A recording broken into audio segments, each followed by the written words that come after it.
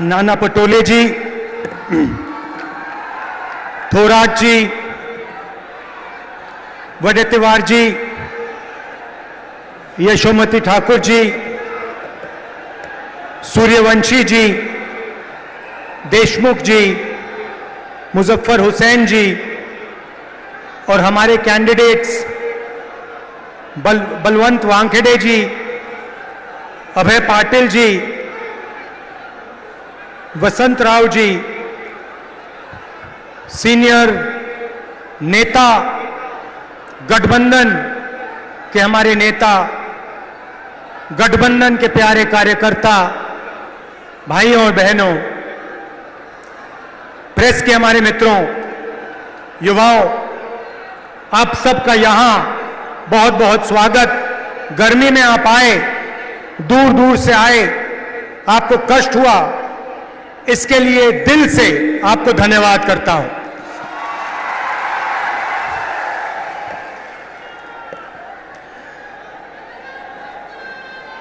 ये जो चुनाव है, ये संविधान और लोकतंत्र को बचाने का चुनाव है। पहली बार किसी भी राजनीतिक पार्टी ने हिंदुस्तान के इतिहास में पहली बार संविधान पर आक्रमण किया है और संविधान को खत्म करने की कोशिश कर रहे हैं।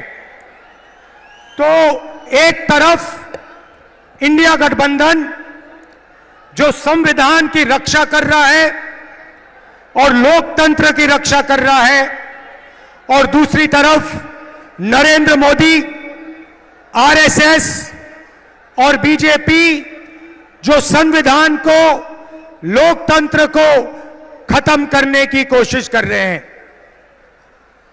तो ये इनका लक्ष्य है।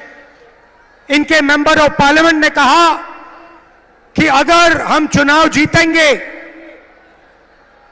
तो हम संविधान को बदल देंगे। मैं महाराष्ट्र को, बाकी देश को मैसेज देना चाहता हूं कि हमारे संविधान को कोई भी, दुनिया में कोई भी शक्ति नहीं बदल सकती है।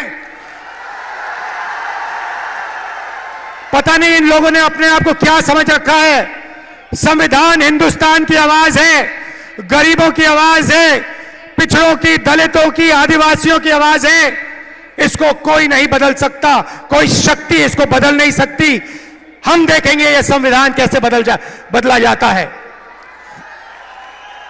भाइयों और बहनों, पिछले 10 साल नरेंद्र मोदी जी ने 22-25 लोगों के लिए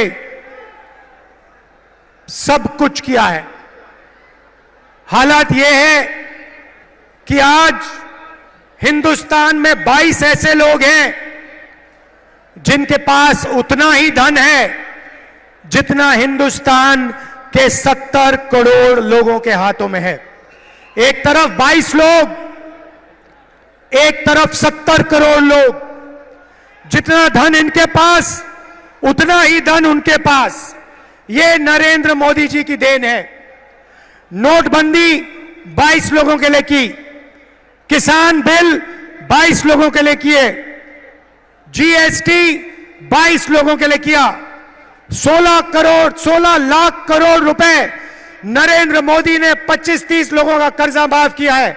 मैं आज आपसे पूछना चाहता हूं, हिंदुस्तान के किसानों का, मजदूरों का, पिछड़ों का, दलितों का, स्टूडेंट्स का नरेंद्र मोदी जी ने कितना कर्जा माफ किया?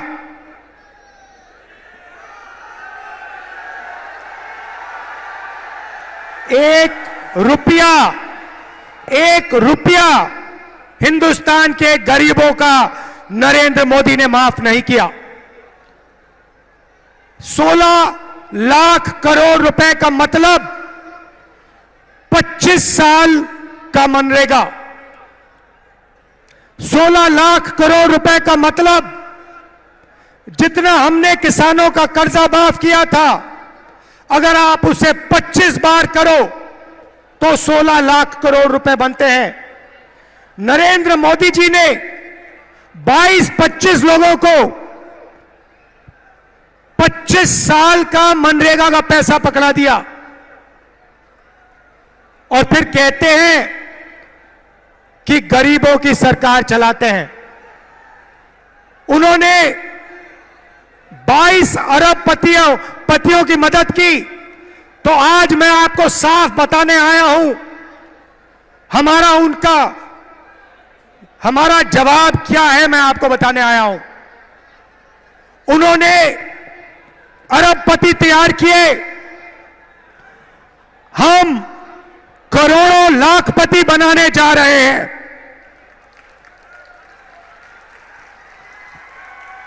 अब आप कहोगे राहुल जी, इंडिया की सरकार, कांग्रेस पार्टी की सरकार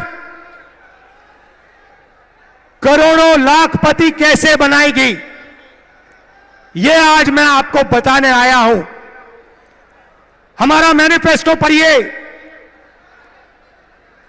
सबसे पहला काम महालक्ष्मी योजना। हर गरीब परिवार की हम लिस्ट बनाएंगे। हिंदुस्तान में करोड़ों लोग गरीबी रेखा से नीचे रहते हैं, उनकी लिस्ट बनेगी। अच्छी तरह सुनिए, और जो यहां महिलाएं आई हैं, आप इस बात को अच्छी तरह सुनिए। हर गरीब परिवार की लिस्ट बनेगी और हर गरीब परिवार में से एक महिला का नाम चुना जाएगा और उस महिला के बैंक अकाउंट में कांग्रेस पार्टी की सरकार, इंडिया गठबंधन की सरकार हर साल सीधे बैंक अकाउंट में 1 लाख रुपया डालने जा रही है।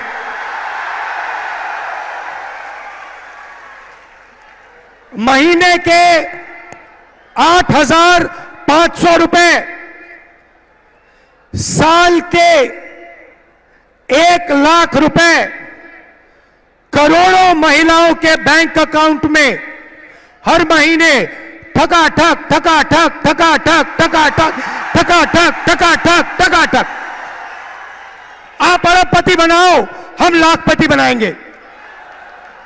आप 25 अरबपति बनाओ, हम करोड़ों लाखपति बनाएंगे। भाइयों और बहनों, सीधी सी बात है और महिलाएं ये बात अच्छी तरह समझेंगी। हिंदुस्तान में 21वीं सदी में स्त्री और पुरुष दोनों जॉब करते हैं। सही? मनरेगा महिलाएं भी करती हैं, पुरुष भी करते हैं। सही? तो जब आप जॉब करते हो, 8-10 घंटे की जॉब करते हो, स्त्री को भी पैसा मिलता है, पुरुष को भी पैसा मिलता है। सही? ठीक है। मगर हर महिला, इस देश की हर महिला 8 घंटे घर के बाहर जॉब करती है और फिर 8 घंटे घर में जॉब करती है। खाना भोजन बनाती है, बच्चों की देखभाल करती है, भविष्य की, हिंदुस्तान के भविष्य की रक्षा करती है। मगर 8 घंटे के लिए आपको पैसा मिलता है, मगर जो घर में आप काम करती हैं उसके लिए आज तक आपको किसी सरकार ने पैसा नहीं दिया। यह बात शायद पुरुषों को अच्छी ना लगे, मगर यह हिंदुस्तान की सच्चाई है। देखिए, महिलाएं सब मुस्कुरा रही हैं, ये समझ गई बात। इसीलिए हिंदुस्तान की गरीब महिलाओं के बैंक अकाउंट में 1 लाख रुपए हर साल 8,500 रुपए हर महीने, टकाटक टकाटक टकाटक टकाटक टकाटक। दूसरी बात, यहां बहुत सारी आशा और आंगनवाड़ी की महिलाएं हैं, उनको सीधा मैसेज देना चाहता हूं, आपकी आमदनी हम दुगनी करने जा रहे हैं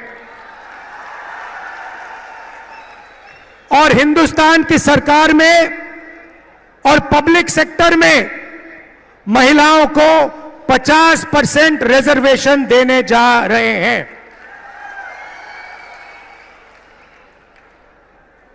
ये थी पहली लाखपतियों की लिस्ट।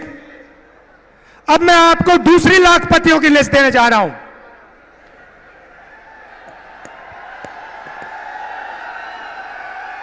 पहली लिस्ट में हिंदुस्तान के सबसे गरीब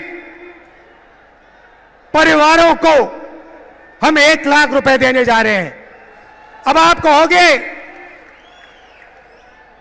करोड़ों लाखपति तो आपने यहां बना दिए, अब कहां बनाओगे? अब मैं वो आपको बताना चाह रहा हूं। नरेंद्र मोदी जी ने हिंदुस्तान के युवाओं को बहुत तंग किया। पहले उन्होंने कहा 2 करोड़ युवाओं को रोजगार दूंगा, उसके बाद नोटबंदी कर दी, गलत जीएसटी लागू कर दी और बेरोजगारी पूरी देश में फैला दी। आज 45 साल से सबसे ज्यादा बेरोजगारी हिंदुस्तान में है। युवा, करोड़ों युवा सड़कों पे, कस्बों पे आगे पीछे दौड़ते हैं रोजगार ढूंढते हुए, और अमीर घर के बेटे क्या करते हैं? अप्रेंटिसशिप करते हैं। अप्रेंटिसशिप मतलब जॉब मार्केट में जाने से पहले हिंदुस्तान का हर अमीर परिवार अपने बेटे को, बेटी को 6 महीने की, 1 साल की टेम्पररी नौकरी देते हैं। वो नौकरी उन्हें पब्लिक सेक्टर में, प्राइवेट सेक्टर में, सरकारी ऑफिसेज में दी जाती है और उनको इस नौकरी के लिए पैसा मिलता है।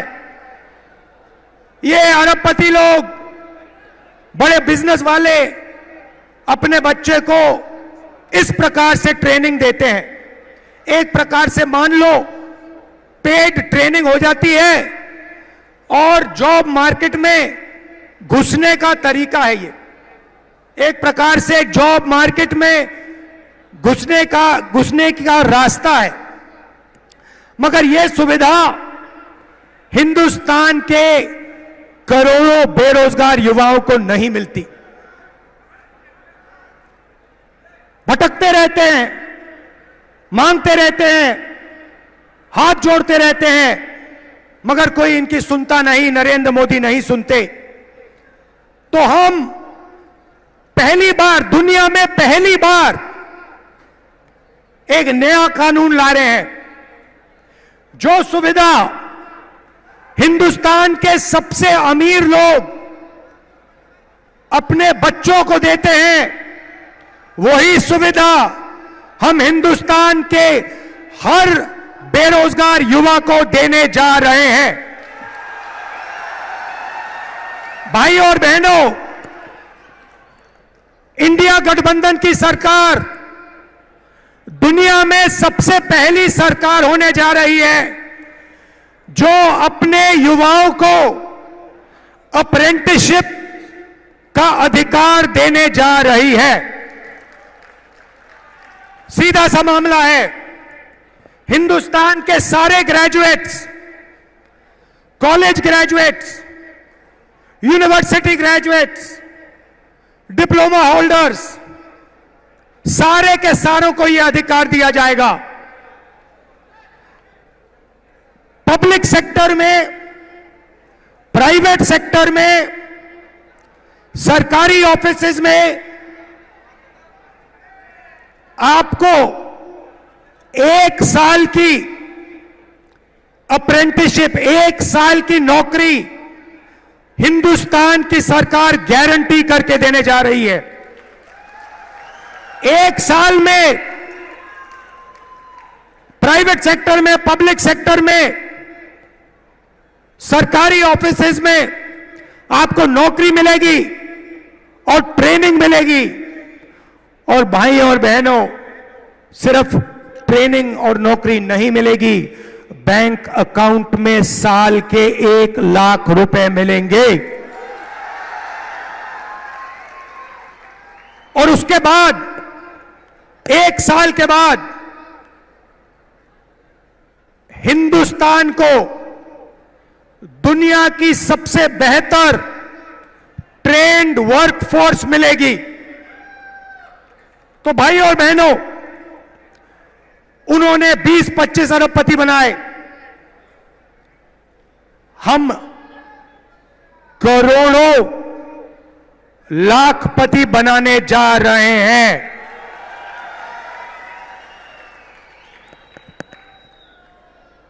अब यहां किसान बैठे हैं? अब किसान कहेंगे, राहुल जी आपने महिलाओं की बात कर दी, आपने बेरोजगार युवाओं की बात कर दी, हमारा क्या होगा? सबसे पहले हिंदुस्तान के प्यारे किसानों, ये जो 1 लाख रुपए महिलाओं के जाएंगे और 1 लाख रुपए हिंदुस्तान के बेरोजगार युवाओं को जाएंगे, ये आपको भी मिलेंगे, क्योंकि आपके घर में भी ये पैसा आएगा। मगर वो शुरुआत है। नरेंद्र मोदी जी ने 10 साल में आपका कर्जा माफ नहीं किया। हम आते ही किसानों का कर्जा माफ करेंगे। अभी भैया मूड नहीं बना, ताली मत बजाओ, मैंने बात खत्म नहीं की। क्रांतिकारी बात अब बोल रहा हूं। वो तो नॉर्मल बात थी, कर्जा माफ वाली। क्रांतिकारी बात सुनो।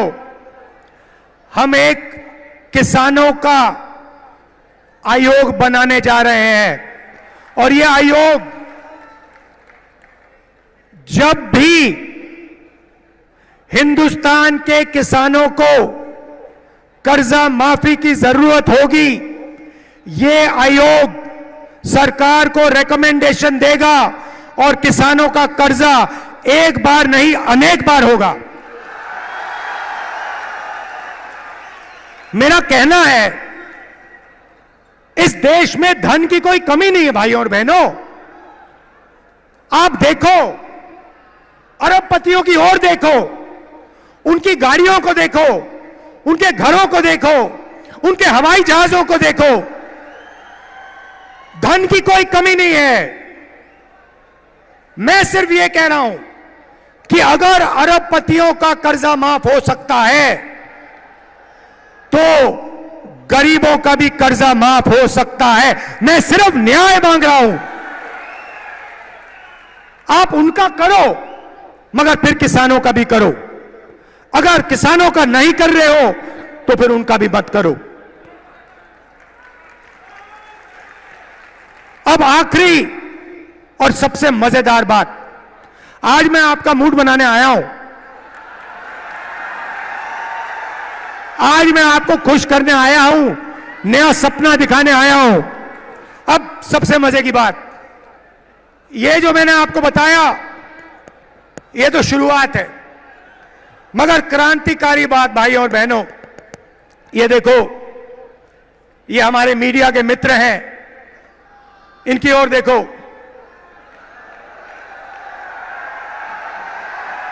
नमस्कार, नमस्कार।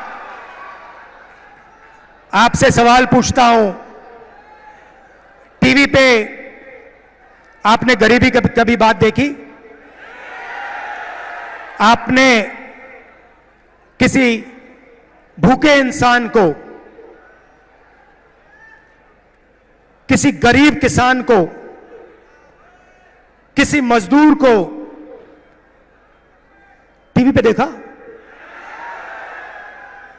90% आबादी पिछड़ों की है, दलितों की है, आदिवासियों की है, किसानों की है, मजदूरों की है। भाई और बहनों, ये टीवी पे कभी दिखते क्यों नहीं?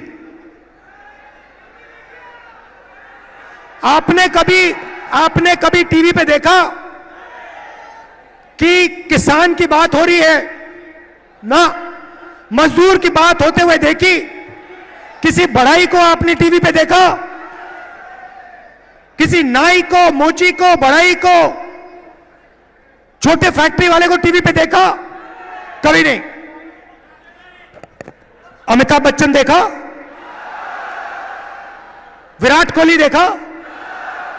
टीवी पे पाकिस्तान की बात सुनी, चाइना की बात सुनी, मगर हिंदुस्तान की जनता की बात कभी नहीं सुनी।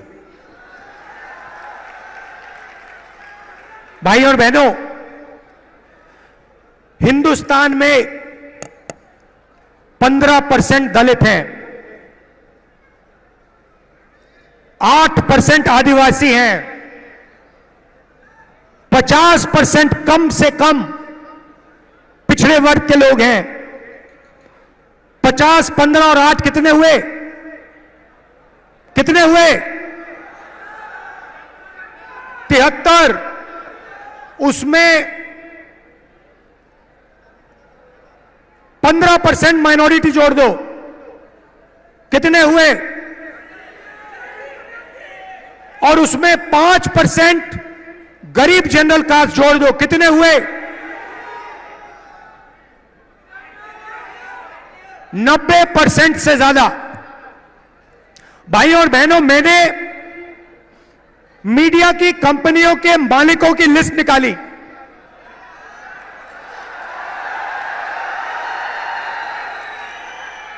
और इनके जो बड़े से बड़े एंकर हैं, उनकी लिस्ट निकाली। मैंने 300 से ज्यादा एंकरों की लिस्ट निकाली, हर मालिक की लिस्ट निकाली। और भाई और बहनों, मजे की बात आपको बताता हूं, उस लिस्ट में ना एक दलित, ना एक पिछड़ा, ना एक आदिवासी, ना एक गरीब जनरल कास्ट का व्यक्ति, ना एक आदिवासी, ना एक दलित, ना एक पिछड़ा, कोई नहीं। 90% आबादी में से इनमें कोई है ही नहीं। आपकी बात क्यों करें? आपकी बात क्यों करें? आपका तो है ही नहीं कोई इसमें। अब चुप हो गए आप सब। ओ, राहुल गांधी ने सही बात बोल दी, ये तो हमने सोचा भी नहीं था। चेहरे तो हम रोज देख रहे थे, चेहरे तो हम रोज देख रहे थे, मगर हमने नहीं सोचा कि इनमें ना एक आदिवासी, ना एक दलित, ना एक पिछड़ा।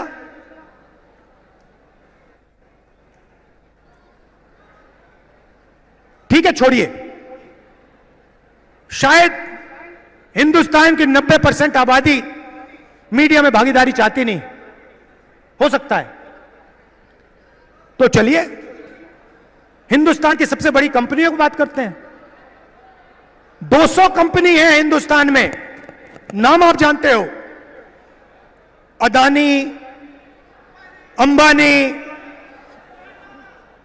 ये नाम जानते हो। इनकी मालिकों की लिस्ट निकाली मैंने, और इनके जो सीनियर मैनेजमेंट है, बड़े बड़े जो अफसर हैं, इनकी लिस्ट निकाली। भाई और बहनों, 90% में से इनमें भी एक नहीं है। 200 सबसे बड़ी कंपनियों में एक मालिक ओबीसी वर्ग, दलित वर्ग, आदिवासी वर्ग या गरीब जनरल कास्ट से नहीं है।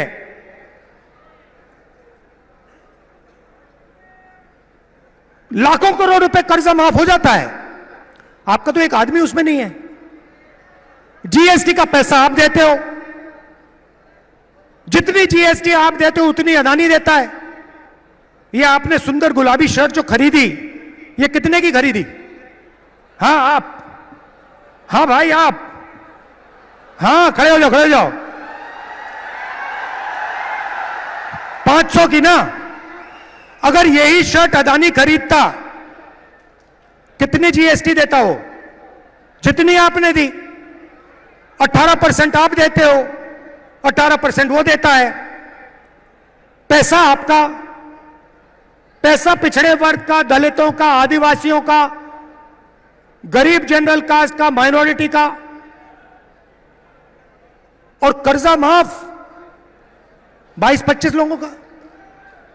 अब आप कहोगे राहुल जी हम मीडिया में नहीं चाहते, हम कॉर्पोरेट इंडिया में भी नहीं चाहते, तो मैं कहूंगा ठीक है सरकार तो ले लो। तो सरकार में देखते हैं। सरकार में दिल्ली की सरकार को 90 अफसर चलाते हैं, आईएएस अफसर हैं। बजट को वो बांटते हैं, एक एक रुपया का निर्णय लेते हैं। डिफेंस में कितना जाएगा, सड़कों में कितना जाएगा, महाराष्ट्र को कितना मिलेगा, रेलवेज को कितना मिलेगा, डिफेंस को कितना मिलेगा, सब कुछ वो निर्णय लेते। 90 है 90। तो मैंने लिस्ट निकाली, मैंने कहा पता लगाते हैं 90 में से आदिवासी, दलित, पिछड़े वर्ग के कितने हैं। आपको पता है? शर्म की बात है, 90 में से एक आदिवासी है और उसको पिछली ऑफिस में कहीं बैठा रखा है। 3 दलित हैं और 3 पिछड़े वर्ग के हैं, ओबीसी। और अगर आप पूरे बजट को देखें तो अगर हिंदुस्तान की सरकार 100 रुपए खर्च करती है तो ओबीसी अफसर, दलित अफसर, आदिवासी अफसर 100 रुपए में से 6 रुपए 10 पैसे का निर्णय लेता है। तो आपकी भागीदारी सरकार में भी नहीं है, आप कहीं के नहीं हो। इस बात को आपको गहराई से समझना होगा। यह कॉन्स्टिट्यूशन इसलिए मिटाना चाहते हैं कि आपको अपनी सच्ची शक्ति ना समझ आ जाए, कि आपको अपनी सच्ची आबादी, सच्ची पावर ना समझ आ जाए। क्योंकि अगर आपको आ गई तो संविधान से आप दूसरा काम निकालोगे। यह संविधान एक किताब नहीं है भाइयों और बहनों, यह गरीबों का हथियार है।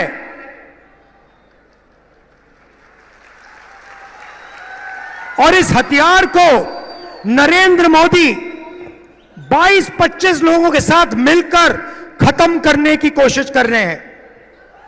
और जब भी मैं इस बात को बोलता हूं, नरेंद्र मोदी आपके ध्यान को इधर उधर ले जाते हैं। कभी पाकिस्तान, कभी चाइना, इधर उधर इधर उधर। सीधा सा उदाहरण, राम मंदिर का इनॉग्रेशन आपने देखा? पार्लियामेंट का उद्घाटन आपने देखा? राष्ट्रपति का चेहरा आपने उद्घाटन में देखा? क्यों नहीं? हिंदुस्तान की हेड ऑफ स्टेट हैं, राष्ट्रपति हैं, आदिवासी हैं, उनको ना राम मंदिर में जाने दिया और ना नए पार्लियामेंट में घुसने दिया। और फिर आदिवासियों की बात करते हैं, आपको नया नाम दे दिया वनवासी। आप वनवासी नहीं हो, आप आदिवासी हो। आदिवासी का मतलब वो लोग जो हिंदुस्तान के पहले मालिक थे।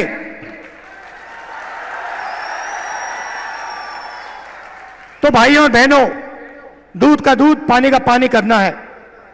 हिंदुस्तान का एक्सरे कराना है।